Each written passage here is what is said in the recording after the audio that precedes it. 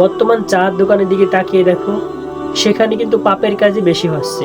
দেখো চার দোকান টিভি চালানো রয়েছে, সেখানে হয়তো সিনেমা চলতেছে, নয়তো গান হচ্ছে, সেখানে কিন্তু অবশ্যই পাপের কাজ চলতেছে। সো আমরা কিন্তু চার দোকান থেকে দূরে থাকবো, এবং সেখানে কিন্তু গীবাত হয়।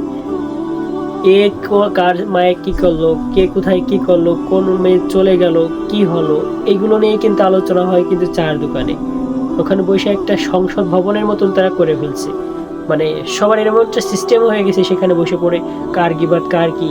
সত্যিকার অর্থ যেখানে দুজন মানুষ সেখানে না বসাই ঠিক, খুব জরুরি প্রয়োজনে হলে বসা ঠিক। আর সেখানে চার দোকানে বসে তুমি যখন গিবাত করতেছো, আর গিবাত করলে তো জানোই মরা ভাইয়ের গোস্ত খাওয়ার সমান। কত বড় খারাপ একটা কাজ অন্যর গিবাত করা, যে মরা ভাইয়ের গোস্ত খাওয়া। বাস্তবে কি কেউ কোনোদিন মরা ভাইয়ের গোস্ত খাইছে? কখনো দেখেন নাই, আমি তো দেখি না অন্তত। তাহলে বুঝতে পারেন কতটা নিকৃষ্ট এবং খারাপ মরা ভাইয়ের গোস্ত খাওয়ার সময়।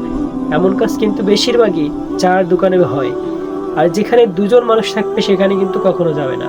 খুব জরুরি প্রয়োজনের যে কথা সেটা বলে চলে আসবে।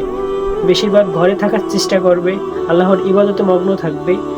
ঘুরতে যাবে অনেক সময়, ঘুরতে যাওয়া আল্লাহ তাআলার পক্ষ থেকে আছে, তোমরা পরিদর্শন করে দেখো আল্লাহ তাআলার সুন্দর সৃষ্টি, এটা দেখতেও মানা নেই। সো আমরা কিন্তু এই চার দোকান থেকে বিরত থাকবো, কারণ চার দোকানে অনেকের গীবাত হয়। তুমি যে শুনে হ্যাঁ বলবা, হ্যাঁ সত্যি বলছো, বা হ্যাঁ বলবা, তখন তুমিও গুনার ভাগীদার হয়ে যাবা। ধরো কেউ একটা সুদ খাচ্ছে, সুদ করে কাছে তোমার কাছে আর কি জামানত রাখতে এসছে যে এটা তুমি ঠিক মতন সময় ফেরত দেয়। ওটা যদি তুমি শুধু এইটুক খালি মুখ দিয়ে বলো আচ্ছা ঠিক আছে, বা তুমি এটা মেনে নাও, তাহলে কিন্তু তুমি ওই সুদের অংশ, মানে পাপের অংশ অবশ্যই তুমি ভাগ পাবে। আর জানোই তো সুদের অংশ মানে কতটা ভয়ানক, মায়ের সাথে জেনা করার সমান। নাউজুবিল্লাহ।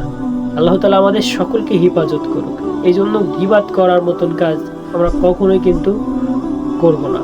গীবাত করলে অবশ্যই মরা ভাইয়ের গোস্ত খাওয়ার সমান, এত বড় পাপের সমতুল্য ধরা হয়েছে হাদিসে। তো বন্ধুরা, আজকের ভিডিওটি এই পর্যন্ত। আল্লাহ যেন সকলকে সুস্থ রাখে, আর যদি কেউ অসুস্থ থাকে তাহলে তাকে সুস্থতা দান করে। আর বেশি কথা বলবো না, টাটা বাই বাই, আল্লাহ হাফেজ।